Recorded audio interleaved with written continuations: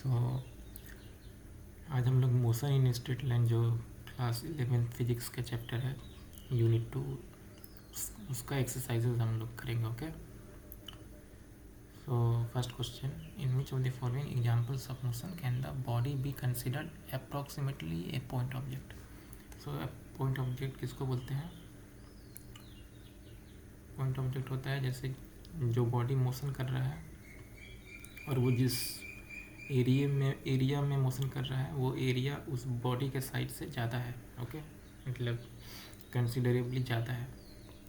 सो देखते हैं एग्जांपल में. ऑप्शन ए क्या है? A railway carriage moving without jerks between two stations. Okay, so A और बी दो स्टेशन हैं तो उसके बीच का डिस्टेंस तो बहुत होता है ना, 100 to 100 किलोमीटर्स. ओके, आपने ट्रेन में ट्रैवल किया होगा तो जानते होंगे बहुत ज़्यादा डिस्टेंस होता है दो स्टेशन के बीच. और ट्रेन का साइज़ कितना होता है? Approximately 500-600 metres, right. और मैक्सिमम 1000 मीटर भी हो सकता है, तो 1 किलोमीटर. जबकि ये डिस्टेंस जो ट्रैवल कर रहा है 100 to 100 किलोमीटर. सो ट्रेन बड़ा होता है पर दो डिस्टेंस के कंपैरिजन में, दो स्टेशंस के डिस्टेंस के कंपैरिजन में उसका साइज छोटा है. तो ये पॉइंट ऑब्जेक्ट की तरह ट्रीट कर सकते हैं. ओके, ट्रेन को पॉइंट ऑब्जेक्ट की तरह ट्रीट किया जा सकता है. So option A is right. Yes. Next option देखते हैं friends. A monkey sitting on top of a man cycling smoothly on a circular track. Okay, तो मंकी है और साइकिल एक मैन के हेड पे बैठा हुआ है ना, top of a man. Okay, cycling कर रहा है. ओके, सो ये मैन जो साइकिल चला रहा है फ्रेंड्स और मंकी यहाँ पे बैठा हुआ है. ओके, और ये सर्कुलर ट्रैक में घूम रहा है ना. आपने सर्कस में देखा होगा तो जो फील्ड होता है वो बड़ा होता है. मंकी तो छोटा होता है मंकी का साइज, पर वो सर्कुलर ट्रैक जो होता है उसका साइज बड़ा है as comparison to the monkey. तो इसको भी मंकी को पॉइंट ऑब्जेक्ट की तरह ट्रीट कर सकते हैं. ओके, सो ये भी सही हो गया. यस. ए सी ऑप्शन देखते हैं friends. A spinning cricket ball that turn sharply on hitting the ground. Okay, अब आपने क्रिकेट मैच देखा होगा है ना. टेस्ट मैचों में तो काफ़ी ज़्यादा स्पिन करती है बॉल. देखा होगा आपने इंडिया में जो टेस्ट होते हैं तो ये विकेट्स हैं और यहाँ पे बॉल कोई बॉलर स्पिनर बॉल करा रहा है, यहाँ पे बॉल स्पिन कर गया. ओके, तो ये कितना स्पिन ये हुआ? हार्डली 2 डिग्री 2.5 डिग्री है ना. वो दिखाता भी है मैचेस में कितना स्पिन हो रहा है ऑन एन एवरेज स्पिन. तो टर्न शार्पली टर्न हो गया मान लीजिए सेन की तरह ऑन हिटिंग द ग्राउंड. तो ये बॉल का साइज और ये कितना स्पिन हुआ, ये दोनों कंपेरेबल है ना. ये ग्राउंड जो क्रिकेट ग्राउंड है उसके कंपैरिजन में, क्रिकेट ग्राउंड के कंपैरिजन में बॉल का साइज छोटा है, पॉइंट ऑब्जेक्ट की तरह ट्रीट कर सकते हैं. लेकिन ये कितना स्पिन ये हो रहा है उसके कंपैरिजन में तो बॉल कंपेरेबल है ना, छोटा नहीं है. पॉइंट ऑब्जेक्ट की तरह इस केस में ट्रीट नहीं कर सकते हैं ना. Sharply on hitting the ground, turn sharply है ना, टर्न्स हो रहा है ना. अगर ये ऐसा रहता है कि बैट्समैन सिक्सर मार दिया और बॉल ट्रैवल किया बाउंड्री के बाहर, उस केस में बॉल के मोशन को पॉइंट ऑब्जेक्ट की तरह ट्रीट किया जा सकता था. ठीक है, क्योंकि ग्राउंड बहुत बड़ा है और है ना, बाउंड्री दूर होती है और बॉल का साइज छोटा है. पर ये स्पिन वाले केस में स्पिन करके तो ये ज़्यादा ट्रैवल तो नहीं किया ना, वहीं पे रह गया ना. तो इसलिए पॉइंट ऑब्जेक्ट की तरह ट्रीट नहीं कर सकते. तो सी इज़ नो. डी देखते हैं फ्रेंड्स.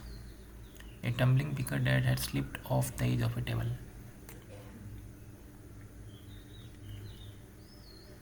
तो ये टेबल है ना, बीकर है. कभी कभी होता है टेबल से बीकर गिर जाता है ना, देखते हैं हम लोग. तो ये बीकर है, एज पे रखा हुआ है टेबल के। ये जो डिस्टेंस है और ये जो ट्रैवल किया है यहाँ से गिर गिर के, तो इसको पॉइंट ऑब्जेक्ट की तरह ट्रीट कर सकते हैं? नहीं, ये बीकर का जो साइज़ और ये टेबल का जो हाइट है जी, कितना डिस्टेंस वो ट्रैवल किया, ये कंपेरेबल है ना।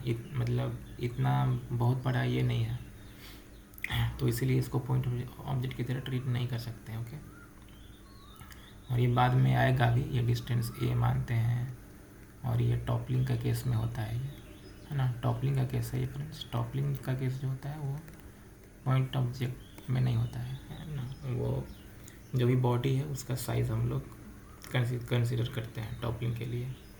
टॉर्क लगता है एक एम जी का टॉर्क है, वो ज़्यादा हो जाता है, इसलिए ये टॉपल कर जाता है।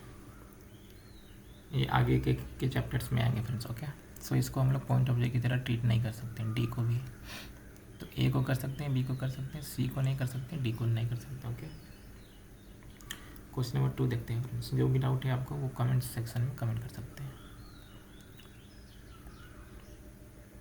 द पोजीशन टाइम, इसको थोड़ा बड़ा कर लेते हैं।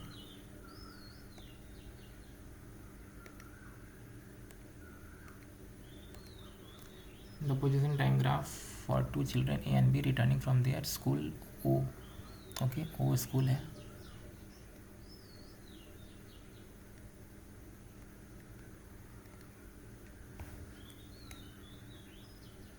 ओ टू देयर होम्स, है ना। P N Q. Okay okay, A का होम पी है अगर, और बी का होम क्यू है। ए का होम पी है और बी का होम क्यू है। Okay, choose the correct entries in the bracket. Okay, A lives closer to the school than B और B lives closer to the school than A. School के close कौन है, ए या B? यानी कि ए का घर पी है, बी का घर क्यू है। पी स्कूल के क्लोज है या क्यू? देखिए, पी तो यहाँ पे आ रहा है, क्यू यहाँ पे आ रहा है, तो स्कूल ये है, तो ये डिस्टेंस छोटा है या ये डिस्टेंस? क्लोज़र के लिए छोटा देखेंगे तो पी इज़ क्लोज़र, राइट। यानी कि पी किसका घर है? पी ए का घर है ना। तो A lives closer to the school than B, तो यहाँ से बी को हटा देते हैं, यहाँ से ए को हटा देते हैं, तो A lives closer to the school than B, ये सही हो जाएगा। ओके, ऑप्शन बी देखते हैं friends. A starts from the school earlier than B और B starts from the school earlier than A. A school तो ये है दोनों का, है ना। ए यहाँ से स्टार्ट किया, बी यहाँ से स्टार्ट किया। ए 0 टाइम से स्टार्ट किया और बी कुछ टाइम के बाद स्टार्ट किया। ए के स्टार्ट होने के कुछ टाइम के बाद, तो ए स्टार्ट्स अर्लियर देन बी। यहाँ से बी को हटा देते हैं, यहाँ से ए को हटा देते हैं। A starts from the school earlier than B. Okay, next, A walks faster than B और B walks faster than A. देखिए, फास्टर मतलब स्पीड की बात हुई है, किसका स्पीड ज़्यादा है किसका कम है। पोजीशन टाइम, ये एक्स है ना। पोजीशन टाइम ग्राफ में, ग्राफ का जो स्लोप होता है वो क्या बताता है? स्पीड बताता है। अब स्लोप देखिए, स्लोप किसका बड़ा है? स्लोप ऑब्जर्वेशन से पता चलता है फ्रेंड्स किसका बड़ा है। ये स्लोप देखिए और ये स्लोप देखिए, किसको चढ़ने में ज़्यादा एनर्जी लगेगा। ये स्लोप अच्छा है ना, प्लेटफॉर्म्स पे जैसे बने होते हैं। और ये स्लोप देखिए स्टीप है, तो जिसका स्लोप स्टीप है यानी कि उसका स्लोप ज़्यादा है, यानी और स्लोप जिसका ज़्यादा है उसका स्पीड भी ज़्यादा है। जिसका स्पीड ज़्यादा है वो फास्टर कर रहा है, यानी बी का स्लोप ज़्यादा है और यानी कि बी फास्टर है। ए वॉक्स फास्टर देन बी नहीं, यहाँ से ए को हटा देते हैं, यहाँ से बी को हटा देते हैं। B walks faster than A, ये सही है। डी देखते हैं friends. A and B reach home at the same or different time. देखिए ए का घर तो यहाँ है ना, और बी का घर यहाँ पे है, तो ये टाइम टी है। ए को इतना टाइम लग रहा है, बी को इतना टाइम लग रहा है, ए को इतना टाइम लग रहा है ना। सो टाइम का इसके लिए एक्सिस ये है, यानी कि बी यहाँ पहुँच रहा है और ए यहाँ पहुँच रहा है। तो यहाँ से देखें तो बी को कम टाइम लग रहा है, ए को ज़्यादा टाइम लग रहा है, राइट। बी को इतना टाइम सॉरी बी को तो इतना ही टाइम लग रहा है अगर ड्यूरेशन देखा जाए तो। बी को इतना टाइम लग रहा है जबकि ए को इतना टाइम लग रहा है। पहले कौन पहुंच रहा है? पहले बी पहुंच रहा है, ए बाद में पहुंच रहा है, राइट। ये समझ में आया? बी इस टाइम तक पहुंच जा रहा है जबकि ए को इतना टाइम लग रहा है। ओके, तो बी रीच होम, तो दोनों डिफरेंट टाइम पे पहुंच रहे हैं स्कूल। इसका आंसर हो जाएगा डी, डिफरेंट। इसका आंसर शायद पीछे गलत दिया हुआ है, उसको सही कर लीजिएगा। Next, A overtakes B on the road once, B overtakes A on the road twice. देखिए पोजीशन टाइम ग्राफ जहाँ इंटरसेक्ट करता है वो ओवरटेकिंग पॉइंट होता है, राइट। ये पोजीशन टाइम ग्राफ है, एक्स टी ग्राफ। दोनों जहाँ इंटरसेक्ट करेंगे दो बॉडीज़, यानी कि वहाँ वहाँ मीटिंग पॉइंट है, और जहाँ मीटिंग पॉइंट है वही ओवरटेकिंग पॉइंट भी होता है ना। एक दूसरे को क्रॉस कर लिए उसी को ओवरटेक बोलते हैं। रोड पे ट्रक्स ओवरटेक करते हैं ना, ट्रक्स कार्स, यानी कि वो मीटिंग पॉइंट है जहाँ ओवरटेक कर रहा है। तो एक बार इंटरसेक्ट कर रहा है ए और बी को, यानी कि एक बार ओवरटेक कर रहा है, यानी कि once A overtakes B on the road once. यहाँ से बी को हटा देते हैं, यहाँ से ट्वाइस को हटा देते हैं, ये सही है। ओके, इस क्वेश्चन में जो भी डाउट है आप लोग कमेंट्स कीजिए। Next question,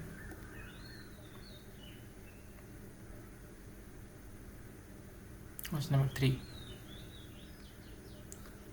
A woman starts from her home at 9 a.m., walks with a speed of 5 km/h on a straight road up to her office 2.5 km away, stays at the office up to 5 p.m. and returns home by an auto with a speed of 25 km/h. Okay, choose suitable scales and plot the XT graphs of her motion. इसमें graph plot करना है friends. सो 5 km/h office से office जा रही है और 25 km/h auto से घर आ जा रही है। तो ठीक है, ग्राफ प्लॉट करते हैं इसका। 9 AM और 5 PM। ओके, 9 to 5 जॉब है इनका।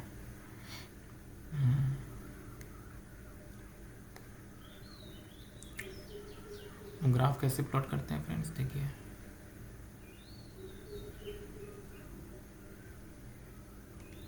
ओके, सो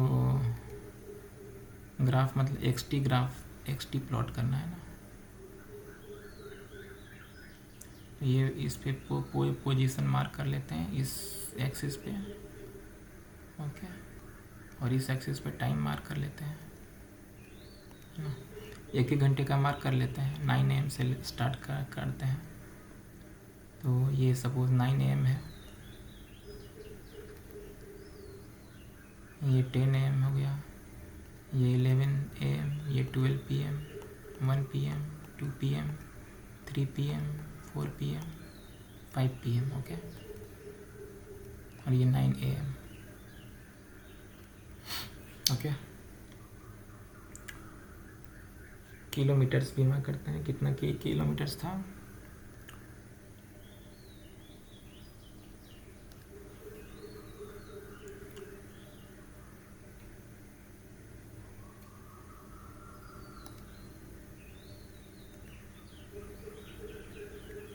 किलोमीटर्स के लिए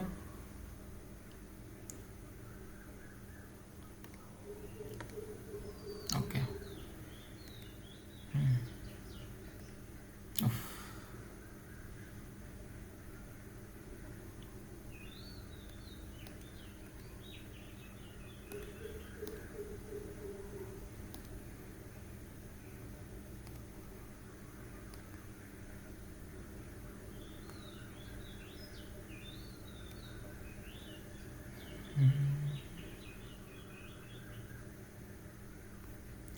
ओके, तो 25 किलोमीटर था शायद।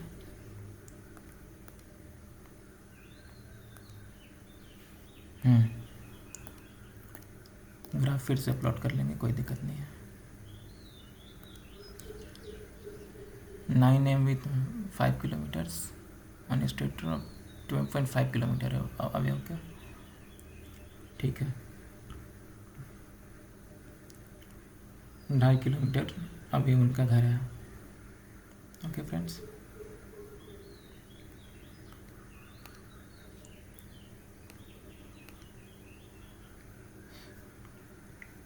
फिर से मार्क कर लेंगे, कोई दिक्कत नहीं है यार।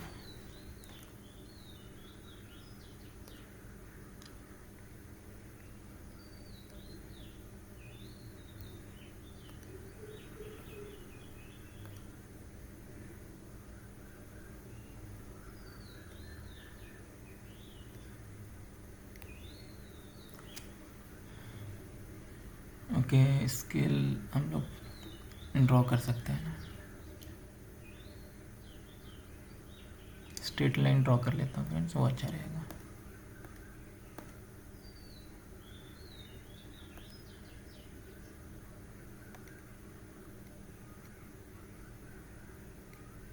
Okay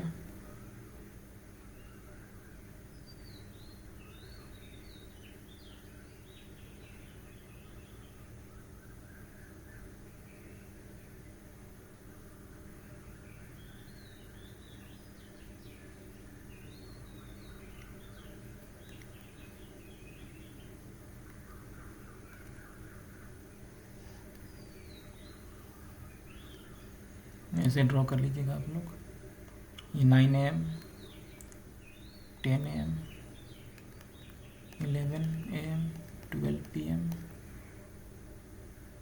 12 noon, 1 PM, 2 PM, 3 PM, 4 PM, 5 PM। Okay, 2.5 kilometre उनका घर है। तो ये suppose 1 kilometre, 2 kilometre, 3 kilometre. Okay, so 5 kilometre per hour speed से वो घर से ऑफिस जाती हैं। ओके, जो वुमेन है। तो कितना टाइम लगेगा? To time equal to distance 2.5 kilometre upon speed 5 kilometre per hour. So 0.5 यानी कि हाफ आवर, यानी कि 9:30 बजे वो पहुंच जाएंगे घर। 2.5 किलोमीटर यानी कि यहाँ पे आएगा ये 2.5, ये हाफ आवर। सो यहाँ पे प्लॉट आएगा। दूसरे कलर से मार्क करते हैं इसको। तो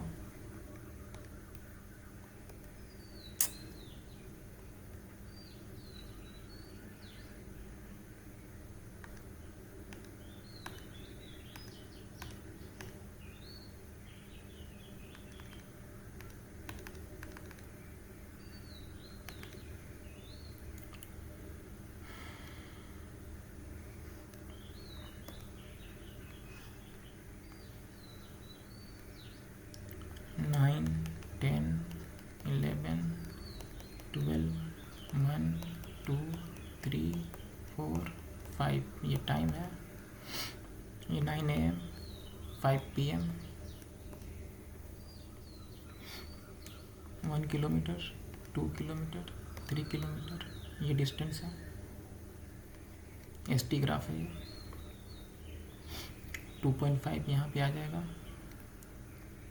9.5 यहाँ पे आ जाएगा। ये पहला पॉइंट है। ओके,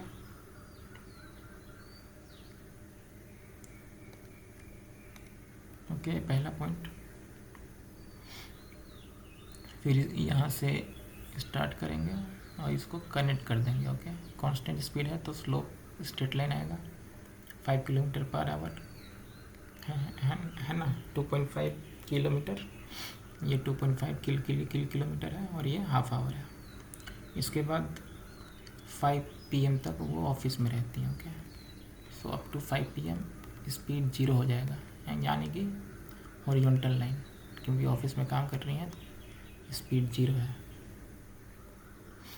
अब 25 किलोमीटर पर आवर से वो घर आ रही हैं ऑटो से, तो टाइम कितना लगेगा?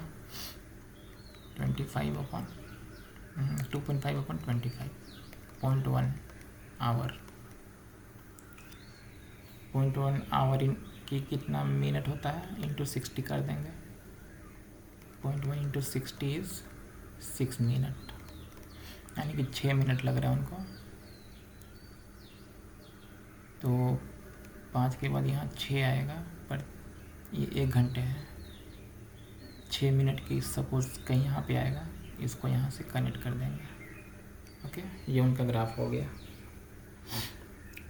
यानी कि 5.06 PM पे वो घर आ जाएंगे। ये 5.06 है। ओके, कहीं डाउट होगा तो पूछेगा फ्रेंड्स। ओके, कमेंट सेक्शन में। नेक्स्ट क्वेश्चन देखते हैं।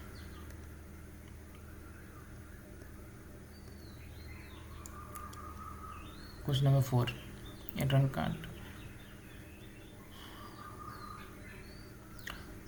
Okay, question number 4, question number 5 अभी कर लेते हैं। 4 भी ग्राफ वाला है, उसको नेक्स्ट पार्ट में कर लेंगे। 5 अभी कर लेते हैं। Okay, A car moving along a straight highway with speed of 126 km per hour is brought to a stop within a distance of 200 meters. What is the retardation of the car assumed uniform, and how long does it take for the car to stop? Okay, ये तो simple formula based question ये आ गया retardation का, यानी acceleration negative को retardation बोलते हैं। Okay, negative acceleration को रिटार्डेशन बोलते हैं friends. 126 kilometre per hour. Okay, s equal to u t plus half a t square, right, या फिर v equal to u plus a t, इससे भी सॉल्व कर सकते हैं।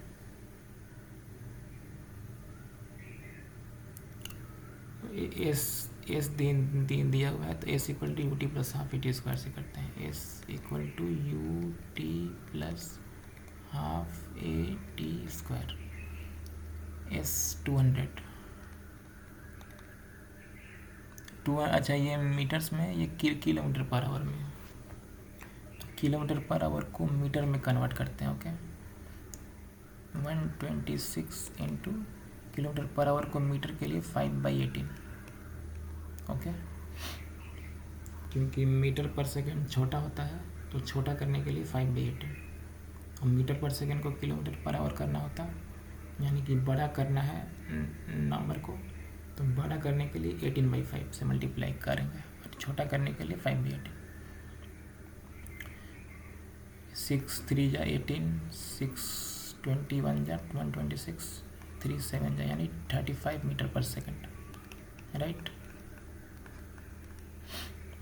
तो यूनिट सेम करने के लिए हमने किलोमीटर पर आवर को मीटर पर सेकंड में कन्वर्ट कर दिया। सो यू इनिशियल स्पीड आ गया 35 मीटर पर सेकंड।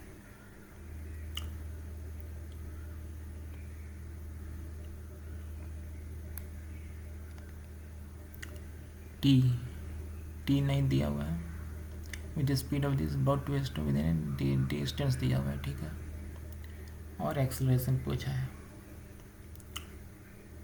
ओके,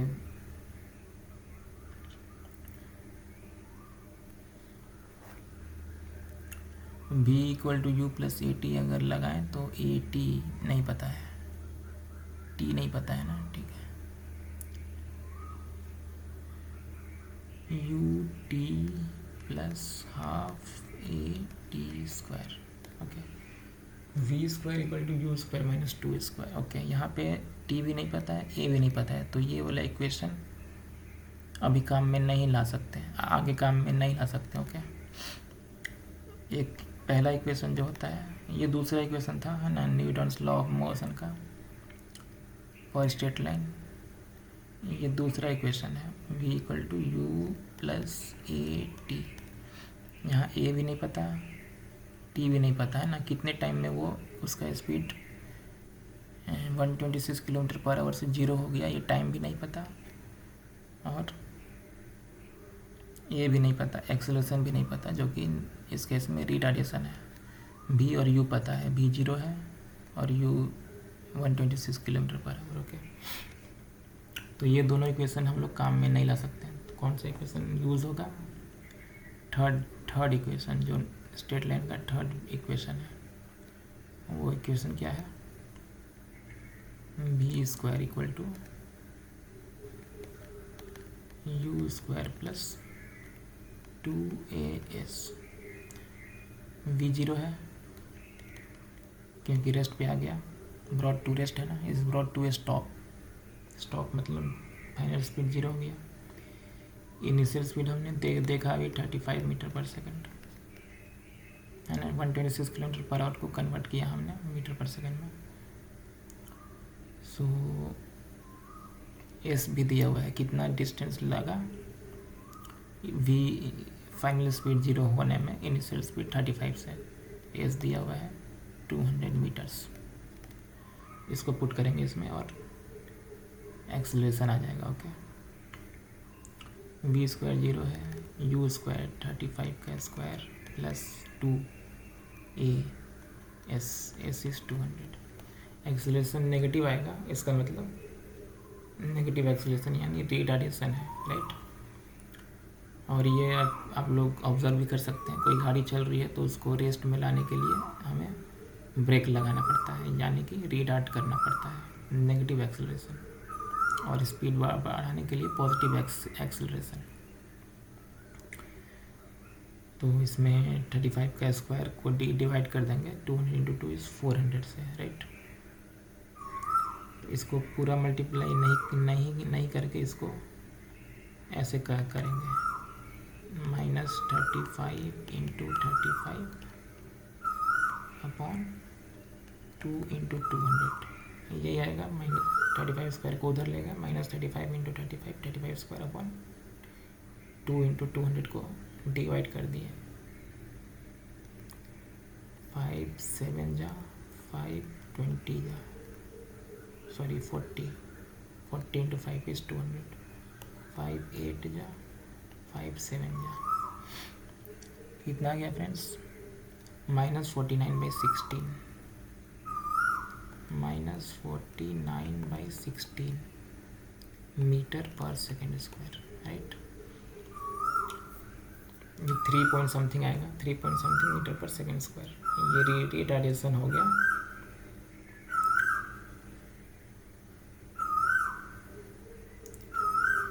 ये अप्रोक्सीमेटली 3 पॉइंट अगर ये 48 होता तो 3 आता, राइट।